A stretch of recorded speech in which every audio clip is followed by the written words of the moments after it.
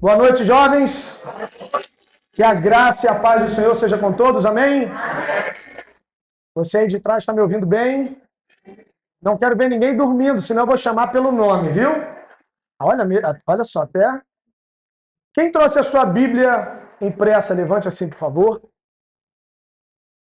Os braços abaixados. Pode baixar. Quem só trouxe o celular, levante assim, por favor.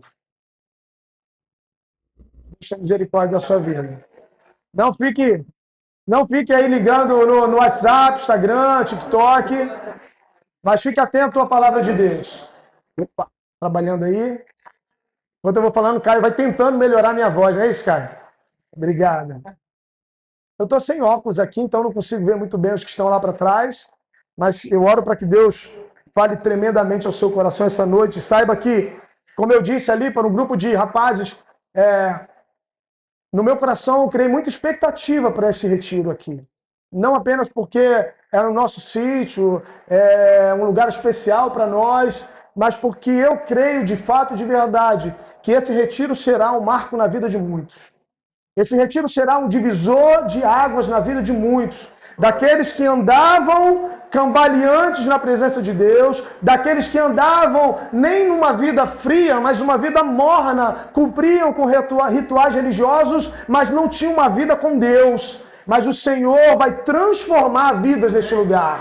Jovens e adolescentes sairão daqui de fato e de verdade com o coração queimando pela presença de Deus, amando a presença de Deus, e vão chegar nos seus lares, entre os seus amigos, na escola, e eles verão a diferença na vida de vocês. Amém? Mas para isso, você precisa estar atento a tudo aquilo que está acontecendo aqui. Tanto para o mover e agir de Deus, cada mensagem pregada, cada louvor entoado nesse lugar, Deus está ministrando aos nossos corações. Mas também atentos às ciladas de Satanás. Às vezes uma palavra maldita, uma brincadeira em tempo equivocado. Cuidado com isso. Esteja vigilante. Nós estamos aqui num retiro espiritual e há uma batalha espiritual sendo travada. E assim como Jesus disse a Pedro, Pedro, olha, o inimigo queria cirandar com a sua vida. Muitos jovens aqui. O Senhor está guardando, o Senhor está protegendo, porque o inimigo está furioso contra muitos aqui. Então esteja atento, esteja ligado, mas não vou mais falar aqui a respeito daquilo que Deus vai de fazer nesse lugar, porque eu quero entrar agora na palavra de Deus, em um livro muito conhecido, e certamente você terá facilidade de encontrar, livro do profeta Abacuque. Glória a Deus! Eita!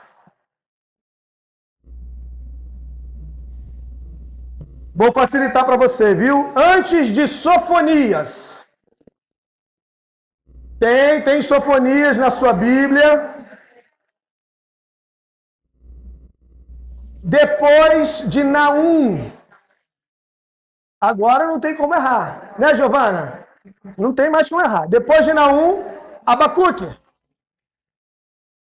Aí fora, vocês estão ouvindo bem? Abacuque, capítulo de número 3.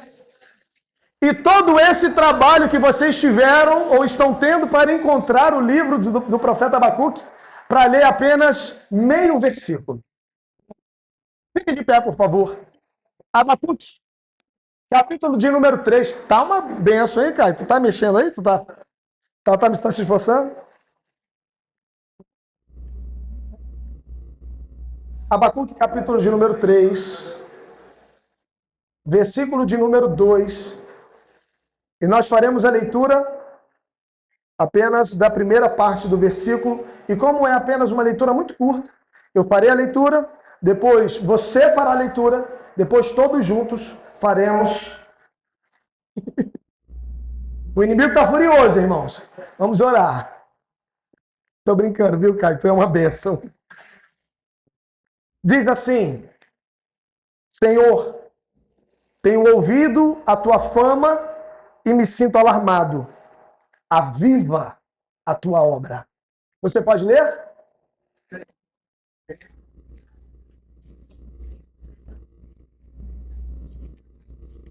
Todos juntos? Senhor, tenho ouvido a tua fama e me sinto alarmado. Aviva a tua obra. Feche os seus olhos.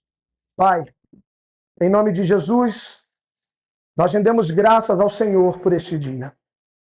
Obrigado, Senhor, porque já estava na tua agenda esse encontro.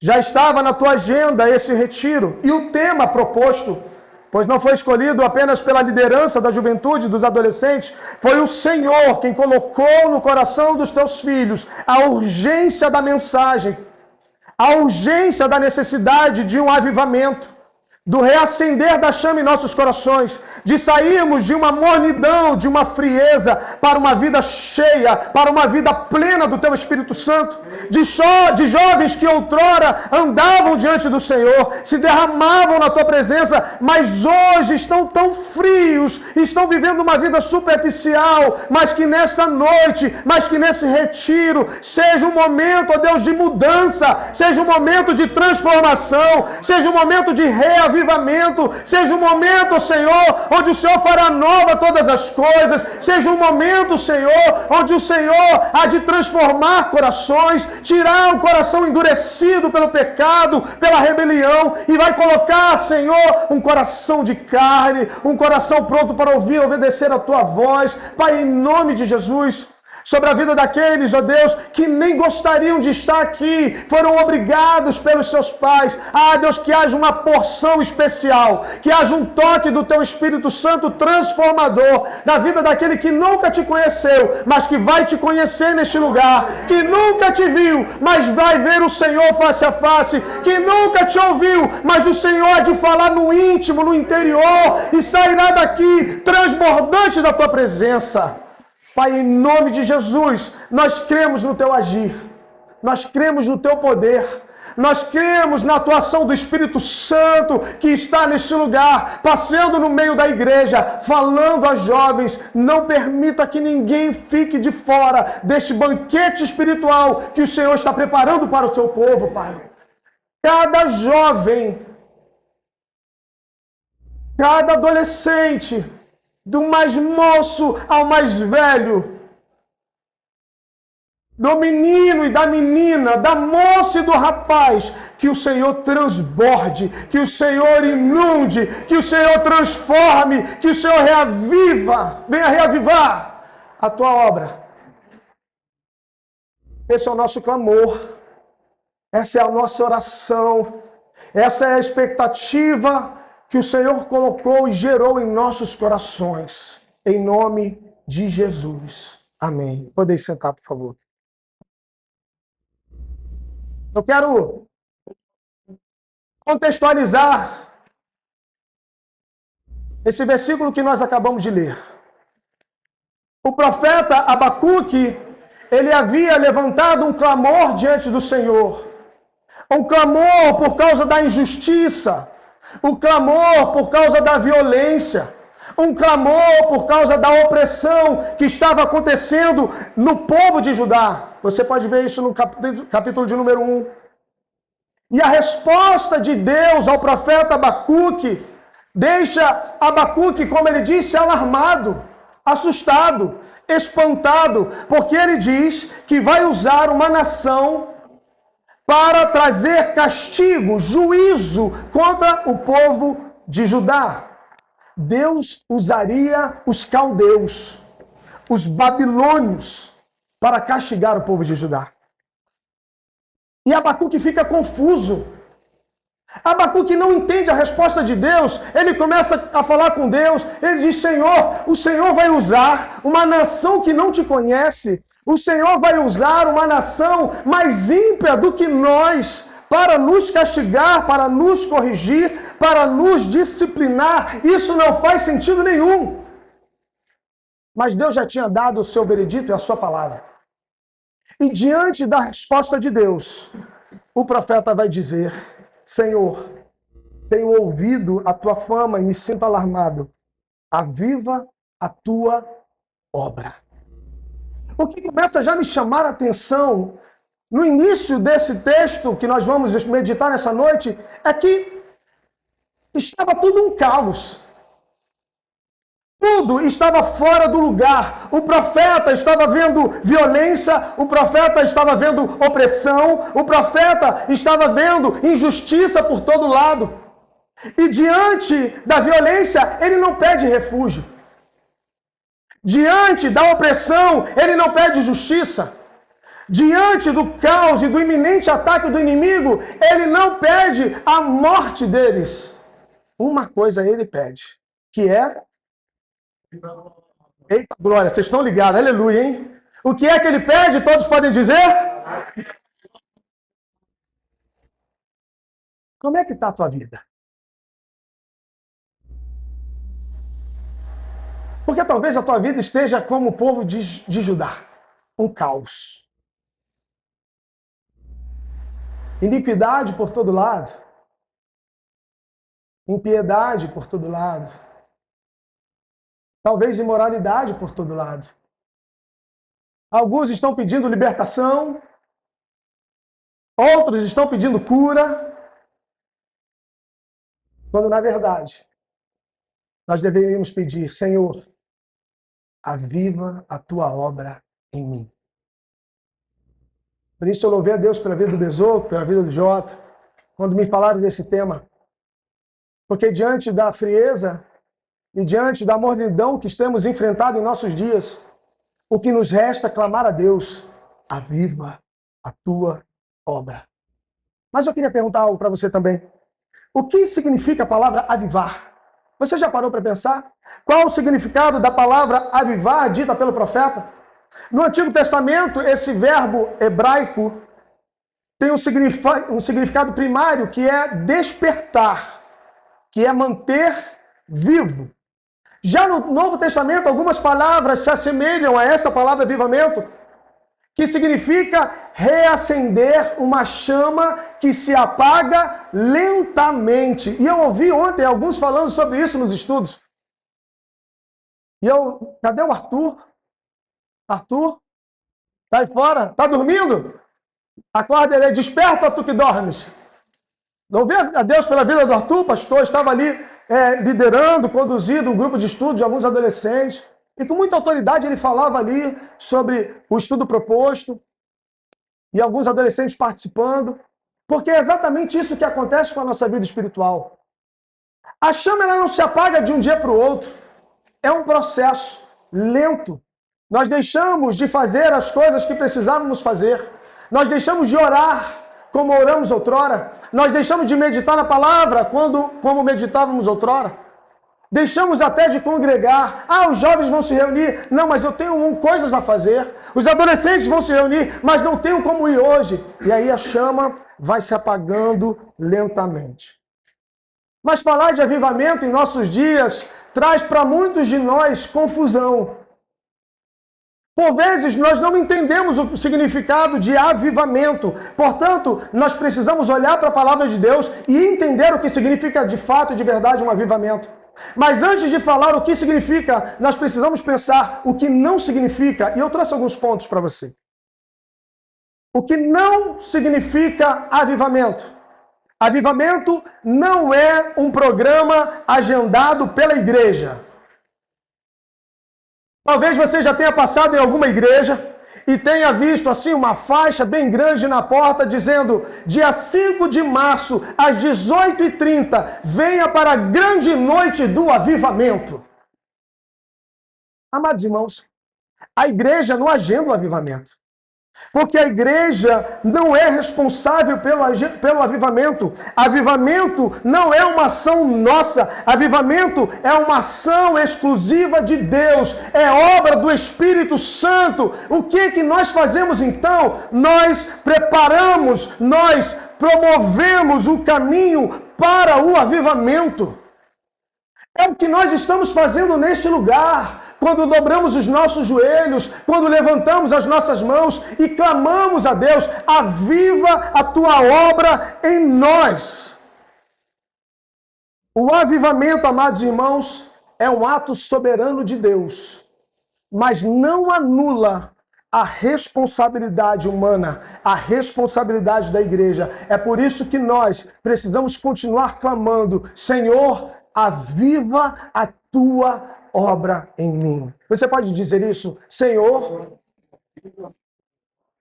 Você pode dizer, você que está aí fora, você que está no fundo aí, que eu não estou te vendo direito, você pode dizer isso, diga, Senhor, aviva a tua obra, que não seja apenas uma repetição de palavras, mas que seja o desejo ardente do seu coração. O que não é avivamento? Avivamento não é mudança doutrinária. Alguns cometem esse grande equívoco e erro de querer descartar a teologia em busca de um avivamento. Desprezar as doutrinas é destruir os alicerces da vida cristã. É querer levantar um edifício sem lançar os fundamentos, sem lançar as bases. Uma vida sem doutrina, uma vida sem conhecimento bíblico, uma vida sem teologia vai gerar misticismo. Vai gerar um movimento emocionalista. Todo avivamento precisa estar fundamentado na palavra de Deus. Diga, todo avivamento precisa estar fundamentado na palavra de Deus. O que não é avivamento? Avivamento não é mudança litúrgica. Muitos de nós confundimos isso. Nós achamos que avivamento é a forma de culto. Se uma igreja tem uma liturgia mais animada, se uma igreja tem coreografias, e vocês não viram Besopo fazendo assim, abre-se o mar, está gravando isso na misericórdia, vou dançar não. Isso não é avivamento. Não é o fato de você bater palmas, dizer aleluia, ou como alguns gostam de dizer, aleluias com muitos S's, ou gritar no meio da pregação, glória a Deus, se bem que isso é bênção. Se Deus está falando no seu coração, de fato você precisa glorificar a Deus. Mas isso não é avivamento. Achar que louvores mais animados vão gerar um avivamento é um ledo engano.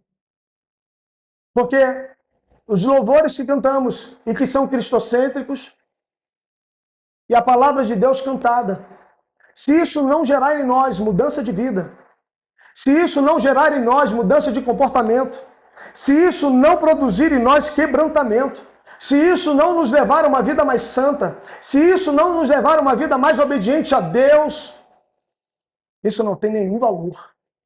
Que é isso, pastor? Que palavra dura. Então quer dizer que eu estou aqui cantando, suando, dançando, levantando as minhas mãos, e o Senhor está dizendo que eu não sou alguém que está sendo avivado pelo Senhor, a não ser que o seu coração esteja sendo quebrado, transformado pelo Espírito Santo, que passeia e habita em meus louvores. É apenas canção. O profeta Amós vai dizer no seu livro, no capítulo de número 5, versículo 23 e 24, não precisa abrir, eu vou ler para você. Ele diz assim: afastem de mim o barulho dos seus cânticos, porque não ouvirei as melodias das suas liras. Em vez disso, corra o juízo como as águas, e a justiça como um ribeiro perene. Se as canções que entoamos não produzem em nós mudança de vida, é apenas barulho aos ouvidos do Senhor. Avivamento não é ênfase carismática. Ah, que é isso, pastor? Do que você está falando? Avivamento não se limita, se bem que em meio do avivamento isso pode acontecer, mas avivamento não se limita a milagres, a curas, a exorcismos. Não. Deus pode fazer isso. Deus muda, Deus transforma, Deus cura, Deus expulsa demônios, faz prodígios, sinais e maravilhas. Entretanto, esta não é a ênfase do avivamento. O avivamento não nos faz conhecidos pelos dons, o avivamento nos faz conhecido pelo fruto. Você vai se lembrar da igreja de Corinto? A igreja de Corinto era uma igreja cheia de 12 talentos. Entretanto, você sabe também muito bem que essa igreja era uma igreja cheia de divisões, cheia de partidarismos, cheia de contendas e cheia de imoralidades. Portanto, dons, curas, milagres, não significa que ali houve um avivamento. Mas, pastor, agora eu entendi o que não é avivamento, mas o que é avivamento? Nós precisamos olhar para a palavra de Deus e nós vamos perceber que há um padrão bíblico para o avivamento. E você sabe muito bem como funciona. O povo andava na presença de Deus. E no decorrer dos dias e no decorrer dos anos, o povo começava a se afastar. E levantavam ídolos para si. E deixavam de buscar a Deus. E deixavam de cumprir com as suas obrigações diante do Senhor. O Senhor se irava, vinha o castigo, via o juízo, via uma batalha, via uma guerra. O povo se arrependia dos seus pecados. Então Deus promovia ali um novo vigor, um novo avivamento. Aconteceu algo semelhante que eu quero compartilhar com você. Se você quiser abrir, está lá em Gênesis 35. Pega a sua Bíblia agora, por favor. Aí é mais fácil. Gênesis, capítulo de número 35. E eu ainda estou na introdução, viu, gente? Gênesis 35, não tem hora para acabar, não estou preocupado com uma hora, viu, Besoco? Gênesis, capítulo de número 35.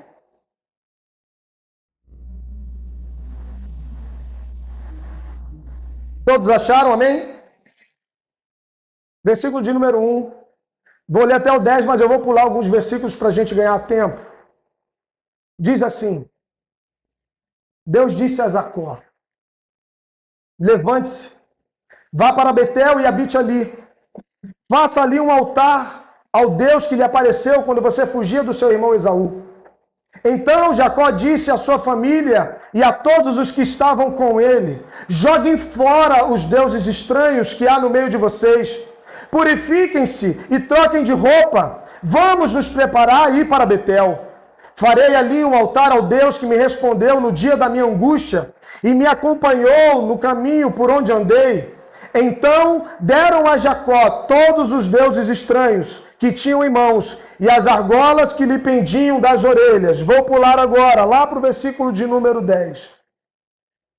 Deus lhe apareceu outra vez e o abençoou. Disse a ele: você se chama Jacó, mas o seu nome não será mais Jacó, o seu nome será Israel. Diga glória a Deus. Glória a Deus.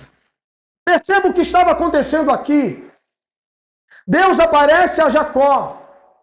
E Deus vai dizer a Jacó: eu quero ter um encontro contigo. Vá para tal lugar. Jacó então reúne a sua família. Jacó então reúne o seu povo. E ele vai dizer: olha, nós vamos ter um encontro com o nosso Senhor, o Deus vivo e verdadeiro. Talvez esse fosse o convite do Besoco e do JJ para o retiro desse ano.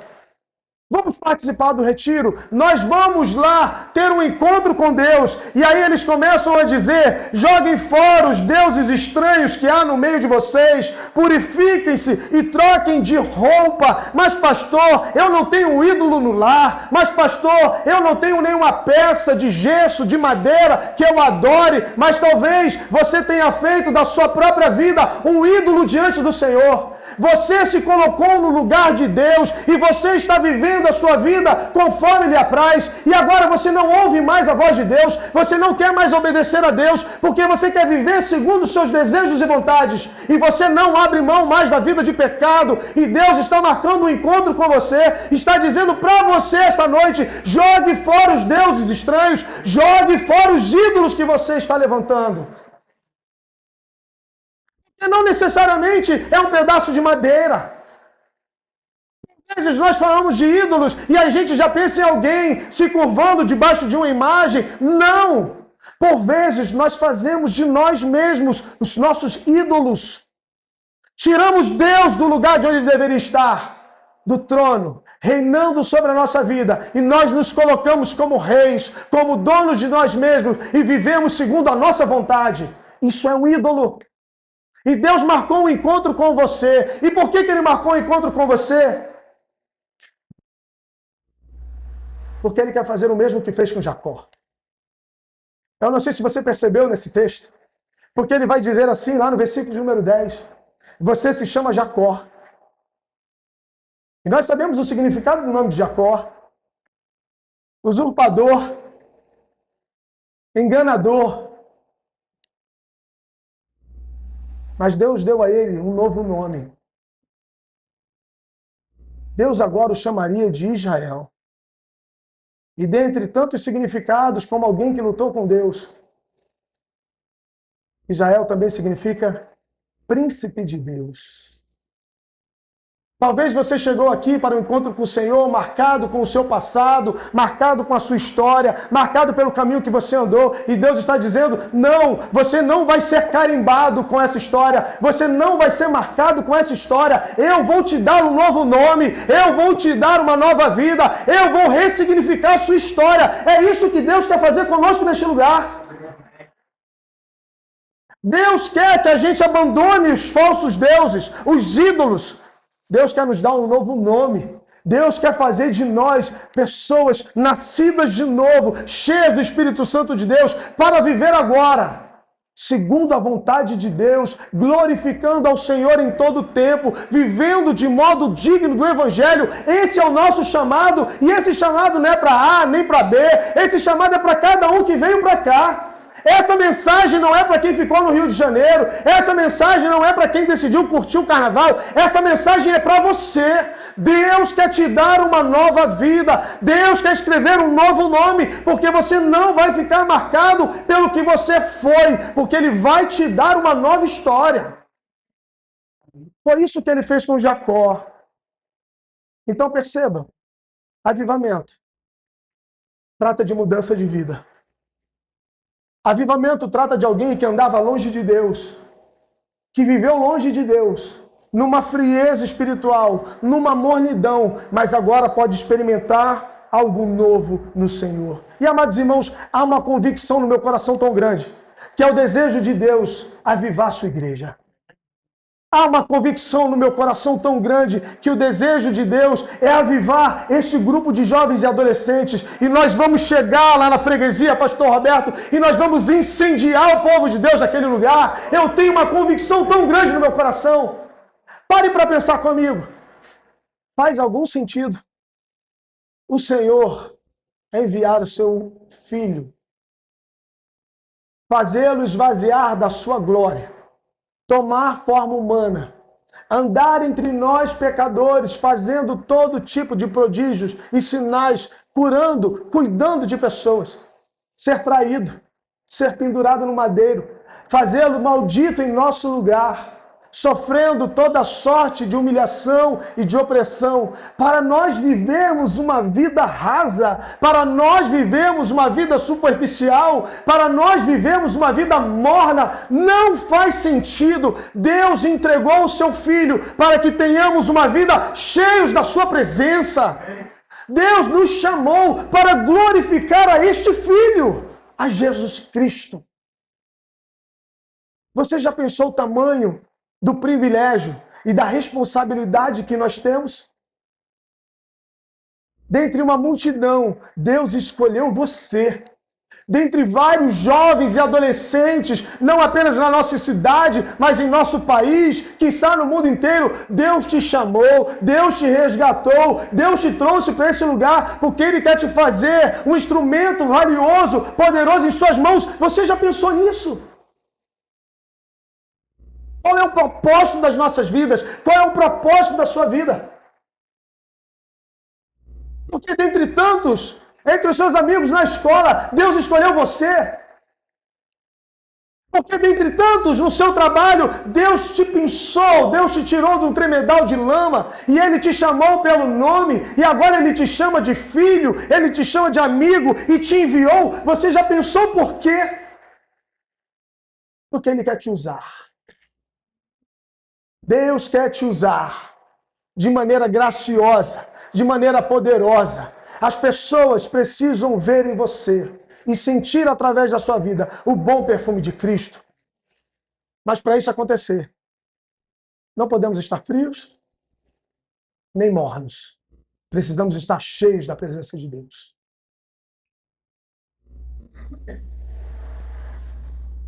Aliás, Não é apenas algo que eu creio, porque não faria sentido Deus fazer tudo isso, mas há uma promessa dele. Você não precisa abrir, mas para quem está anotando aí, se você quiser, Isaías 44, versículo 3.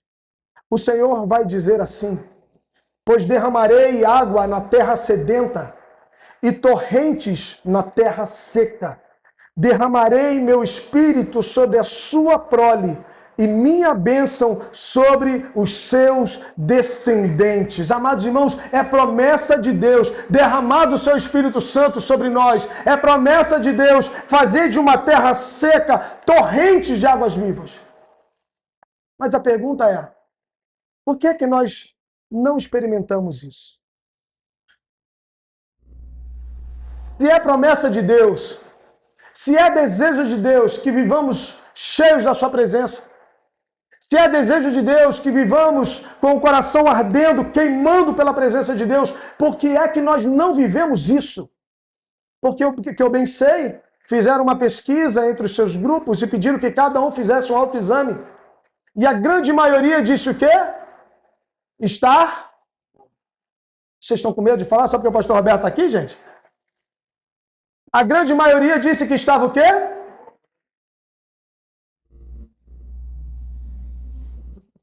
Morno, frio, olhando para si, cada um começa a perceber que não está vivendo aquilo que Deus chamou para viver.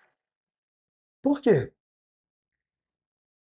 É a promessa de Deus, amados. Se é desejo de Deus que vivamos cheios da sua presença, por que não experimentamos isso? A gente não experimenta isso por causa de um único motivo. Porque nós estamos satisfeitos em viver sem isso. Somos indiferentes a isso. É como se para nós tanto fez ou tanto faz estarmos cheios de Deus e experimentando de coisas grandiosas que Deus tem para fazer em nossas vidas. É porque para nós tanto faz ou tanto fez se nós estamos no nosso grupo e não fazemos a mínima diferença no meio deles. É porque para nós tanto faz e tanto fez se nós estamos no nosso trabalho e participamos da roda dos escarnecedores e somos piores do que os incrédulos. É porque para nós tanto faz ou tanto fez se estamos fazendo a diferença na vida de alguém. É porque para nós tanto faz ou tanto fez se nós estamos envergonhando o Evangelho. É porque para nós tanto faz ou tanto fez se Cristo se entregou por nós. O que importa é que eu quero viver a minha vida e eu quero ser como os outros. Mas deixe-me dizer, Deus não te chamou para ser como os outros. Deus te chamou para fazer a diferença. E você está vivendo como se isso não fosse importante.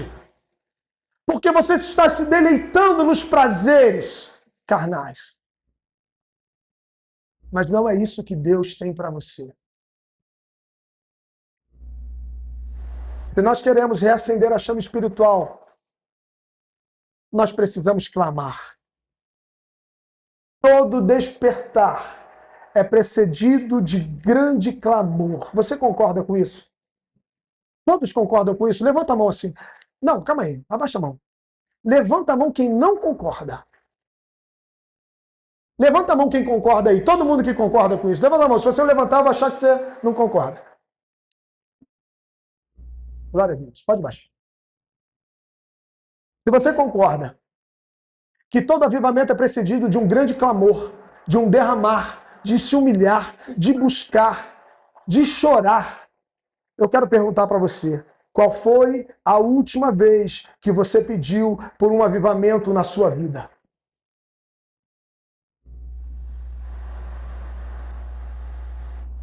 Seja sincero.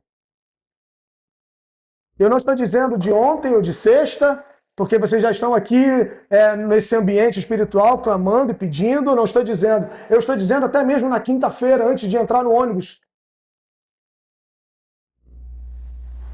Eu estou dizendo na segunda-feira, na semana do retiro. Eu estou dizendo no domingo, na igreja, enquanto anunciávamos o retiro. Quem aqui clamou por um avivamento na sua vida, de fato e de verdade? Sabe por que você não clamou por isso? Porque não faz diferença. Porque nos acostumamos com o superficial. Porque nos acostumamos com a frieza. Porque nos acostumamos com a mornidão. Mas eu creio que o Espírito Santo já está falando aqui desde a mensagem do pastor Gabriel. Eu creio que o Espírito Santo está falando aqui no meio dos estudos. Eu creio que o Espírito Santo está falando quando alguns sentam para falar das coisas espirituais. Daqueles que olharam para a sua vida e falam, poxa, é verdade, não faz sentido eu estar vivendo dessa maneira. Eu creio que o Espírito Santo está falando a corações daqueles que foram buscar os seus líderes, pedindo oração, pedindo ajuda. Eu creio nisso. Mas se todos aqui desejarem um avivamento, o que o Senhor não pode fazer nesse lugar? Imagine se 100 jovens e adolescentes decidem se derramar na presença de Deus em uma só voz, em um só coração, em uma só fé, em um só espírito, porque entende que não dá para viver sem a presença de Deus. Não dá para viver uma vida espiritual com o altar quebrado, com a chama apagada. O que Deus não pode fazer. Mas o que eu preciso fazer, pastor? E aí eu tomei 2 textos. 2 textos como base para o caminho da restauração do altar do coração. O primeiro texto está no Salmo 51. Se você quiser, pode abrir lá. Salmo de número 51. Eu quero lembrar o contexto desse salmo, o salmo de Davi, salmo em que Davi se arrepende dos seus pecados e confessa os seus pecados. Ele, rei de Israel, deveria estar participando das batalhas do seu povo, mas decidiu ficar em casa. E quando ficou em casa, ele olhou para a vizinha e viu Batseba, uma mulher bonita, tomando banho. Desejou aquela mulher, mandou buscá-la, deitou-se com ela. Passado algum tempo, ela manda uma notícia para Davi, dizendo, Davi, eu estou grávida. Aquele homem ficou preocupado porque seria um grande escândalo. Ali, afinal, ela era casada. Urias, soldado do seu exército.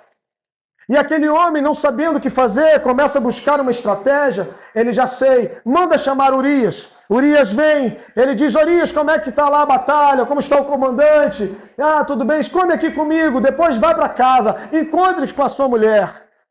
Aquele homem honrado, ele come na presença do rei, mas ele não vai para sua casa. Ele não se deita com a sua mulher. E Davi ficou sabendo disso, manda chamá-lo mais uma vez. Mas o que houve? Não foi para casa. Ah, meu rei, como é que eu vou para minha casa, me deitar com a minha mulher? Se os meus compatriotas, se os meus amigos estão na batalha, pelejando, eu não posso fazer isso. E ele diz, fica aqui comigo mais uma vez, coma, beba comigo.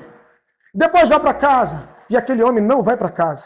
Davi não sabia mais o que fazer. Aquele homem não se deitava com a sua mulher. Provavelmente o escândalo viria à tona. Então ele tem a pior decisão que podia tomar. Ele escreve uma carta para o comandante, para o general do exército, com a sentença da morte daquele homem. E ele chama Urias, entrega-lhe a carta. E Urias, com a carta que o condenaria à morte, leva ao comandante, dizendo que ele deveria estar na linha de frente, no lugar mais perigoso da batalha, para que ele morresse. E ele morre. O plano de Davi foi bem sucedido. Tu estavas escondidas. Agora, com Urias morto, ele toma Batseba por mulher. E grávida do rei, não há problema nenhum. Afinal, ela é a sua esposa. Mas nós sabemos que de Deus não se zomba. Deus levanta um profeta Natã. E este vai à presença do rei Davi e começa a lhe contar uma história, e você conhece muito bem. Davi, existia um homem cheio de posses, rico, gados, ovelhas, carneiros, cordeirinhos. E existia também uma família muito pobre, muito humilde, que só tinha uma cordeirinha. E aquela cordeirinha era tratada como uma filha, a ponto de dormir na cama daquele homem, comer da sua comida, beber da sua bebida. Aquele homem rico, Davi, ele recebe visitantes na sua casa e ele decide lhe dar um banquete, um jantar. Mas ele não pega dos seus bodes, das suas ovelhas, do seu gado. Ele pega a única cordeirinha daquele homem e mata e dá para o seu convidado. Davi fica irado. Diz, esse homem merece morrer e deve restituir tantas vezes mais, se não me engano, 5 vezes mais. E Natan diz assim: tu és o homem.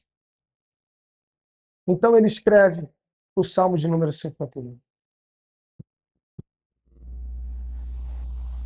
Eu não sei como você chegou aqui, mas o Senhor pode restaurar a sua vida. O Senhor pode reacender a chama no seu coração. Mas para isso você vai trilhar um caminho. E o primeiro caminho, o primeiro passo, é o reconhecimento do pecado. Davi vai dizer assim no versículo de número 3: pois eu conheço as minhas transgressões e o meu pecado está sempre diante de mim.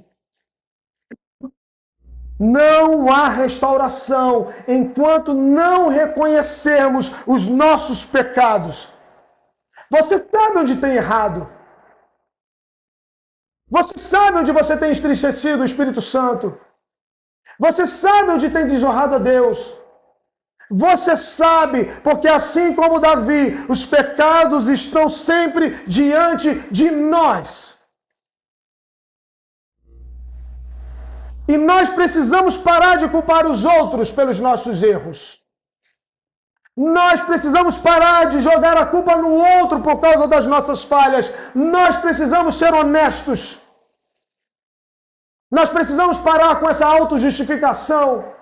Ah, eu estava irritado demais. Ah, eu estava chateado demais. Ah, eu estava triste demais. Ah, eu estava alegre demais. Foi por isso que eu errei. Foi por isso que eu pequei. Não faça isso. Se você quer ter a sua vida restaurada, faça como Davi e diga: eu conheço as minhas transgressões.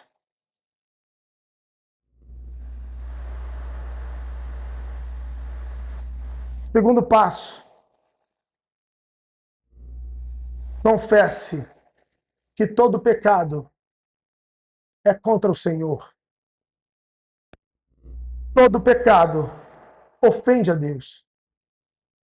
Diante da revelação do profeta, versículo número 4, ele vai dizer: pequei contra ti somente. Amados irmãos, é claro que Davi ofendeu Urias.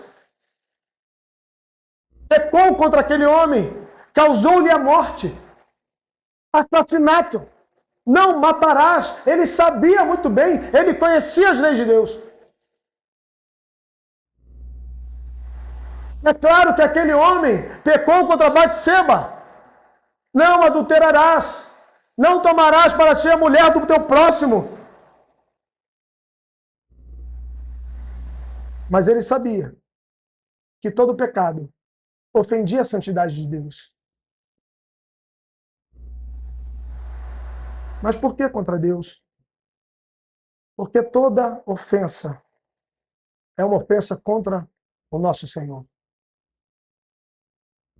Todo pecado desonra a Deus. Todo pecado ofende a sua santidade. Mateus 25, não precisa abrir, versículo 40. O nosso Senhor vai dizer assim: em verdade lhes digo, que sempre que o fizerem a um desses meus pequeninos irmãos, foi a mim que o fizeram. Quando somos infiéis, e eu sei que existem jovens casados aqui, quando somos infiéis, é a Deus quem traímos. Quando mentimos aos nossos pais, e você que está mentindo para o seu pai e para a sua mãe, fazendo coisas escondidas, às ocultas, achando que eles não sabem, mas o principal sabe. Você ofende a Cristo, você desonra a Cristo. Quando você mente,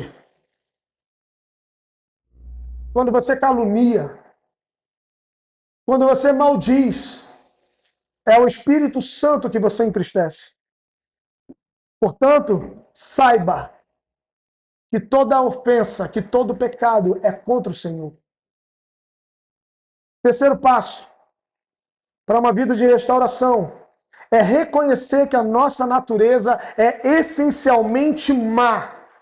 Versículo de número 5, ele vai dizer, acompanhe. Eu nasci na iniquidade, e em pecado me concebeu a minha mãe. Veja o que Davi está dizendo. Davi, ele reconhece que a culpa do seu pecado não foi a beleza de Batseba. Davi reconhece que o motivo do seu cair era o seu coração sujo.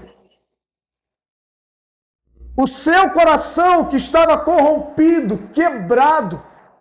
Não é o que está fora, amados irmãos, que nos faz pecar, é o que está dentro. Não se trata daquilo que eu faço, mas se trata daquilo que eu sou. Se nós não entendemos isso, quem nós somos miseráveis pecadores, que carecem da graça de Deus, que o nosso coração, ele é uma fábrica de iniquidade. A palavra vai dizer que o nosso coração, ele é desesperadamente aqui, ó. Aqui que procedem os maus desígnios. É dentro de nós. Quando nós entendermos essa verdade, quando nós entendemos que nós somos maus por natureza, sim, nós vamos levantar o nosso clamor, como Davi fez no versículo 1 e disse: compadece-te de mim, ó Deus. Diante das nossas misérias, diante das nossas faltas, a única coisa que nós podemos pedir é: Senhor, compadece-te de mim. E aí nós vamos encontrar a nossa maior necessidade. A maior necessidade de alguém que sabe que o seu coração é sujo, essencialmente mau, está no versículo de número 10. Você pode ler, por favor? Versículo de número 10 do Salmo 51.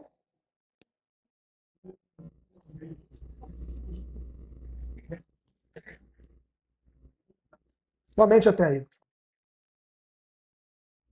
Você pode fazer disso, ou dessa leitura, a sua oração.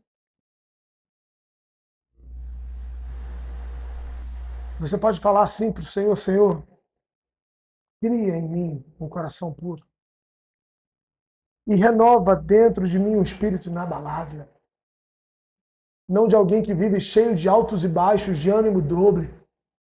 Não de alguém que um dia está cheio de Deus, no outro dia está blasfemando, falando mal, dando mau testemunho. Nós precisamos fazer o mesmo clamor que Davi. Cria em mim, ó Deus, um coração puro e renova dentro de mim um espírito inabalável. Mas qual é o segundo texto? O segundo texto está em Levítico, capítulo de número 6. Você não precisa abrir se não quiser. Versículo 8 a 13. Mas abra lá. Eu quero que você abra, por favor. Levítico, capítulo de número 6.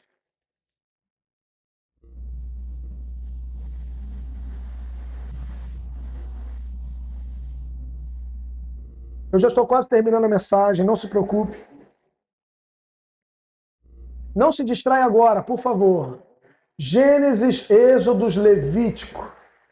Levítico, capítulo de número 6, versículo 8. Vai começar dizendo assim, preste atenção, por favor. O Senhor disse a Moisés: ordene a Arão e a seus filhos, dizendo: esta é a lei a respeito do holocausto. O holocausto ficará sobre as brasas do altar toda a noite até pela manhã. E o fogo do altar nunca poderá ser apagado.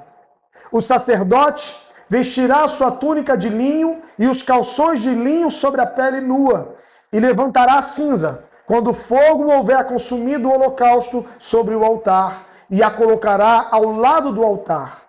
Depois despirá as suas vestes e porá outras roupas, e levará a cinza para fora do arraial a um lugar puro. O fogo sempre ficará aceso sobre o altar, não deve ser apagado.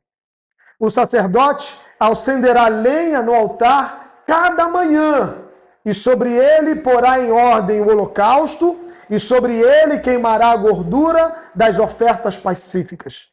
O fogo queimará continuamente sobre o altar. Não deve ser. Obrigado. Eu tenho algumas perguntas para fazer para você antes de terminar essa mensagem. A pergunta que eu quero fazer para você, se você prestou atenção nesse texto, é: quem é que precisava manter o fogo aceso? Tem certeza? Vou perguntar de novo. Quem é que precisava manter o fogo do altar aceso? O sacerdote. Exatamente, o sacerdote.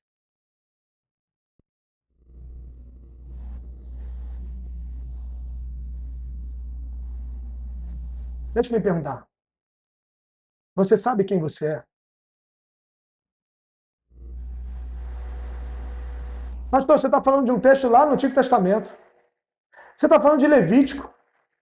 Está falando de um texto que não tem nada a ver com a gente. Nós estamos no século XXI. Pelo amor de Deus, pastor. Vamos falar do Novo Testamento, pastor? Claro, vamos falar do Novo Testamento. Quem precisava manter o fogo aceso? Você sabe quem você é.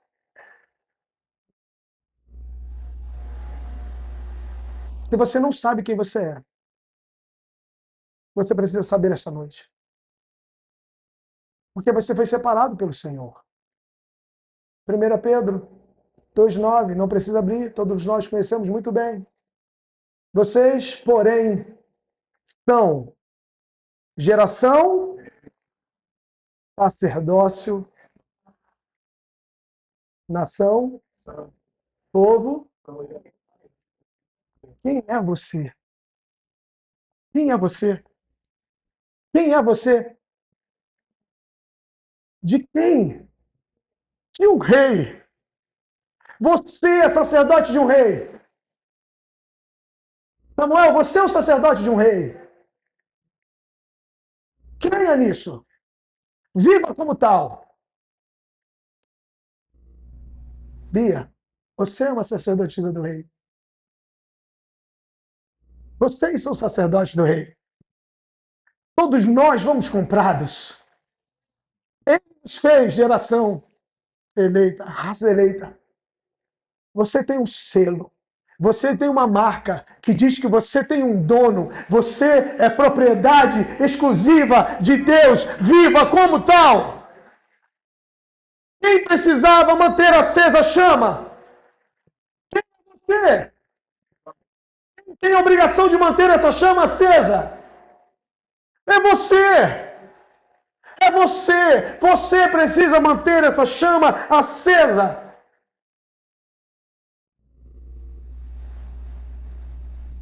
Quando? No retiro. Quando?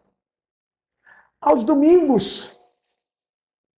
No culto da manhã, porque tem Santa Ceia. Quando você deveria manter essa chama acesa? No sábado, porque sábado é culto jovem.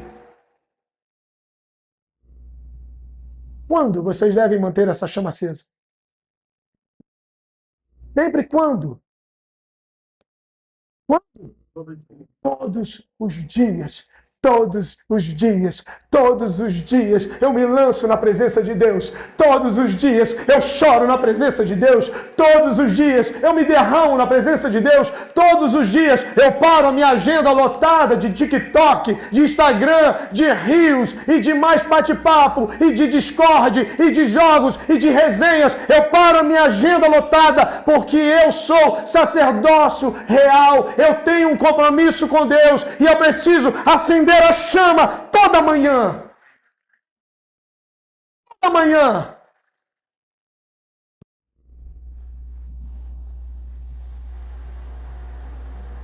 O que nós deveríamos usar para acender essa chama, gente? Para mantê-la acesa? O que o sacerdote usava? Fogo, ok. Mas para acender fogo ele precisava lenha. Eu falava com o Jean mais cedo sobre isso. Não tinha fogão. Roberto, só que é dessa época. Tinha fogão? Sabe que eu te amo, né? Por isso que o senhor não me manda pro Piauí. Não tinha fogão elétrico, era só apertar o botão e a soma estava lá. Não, era com lenha.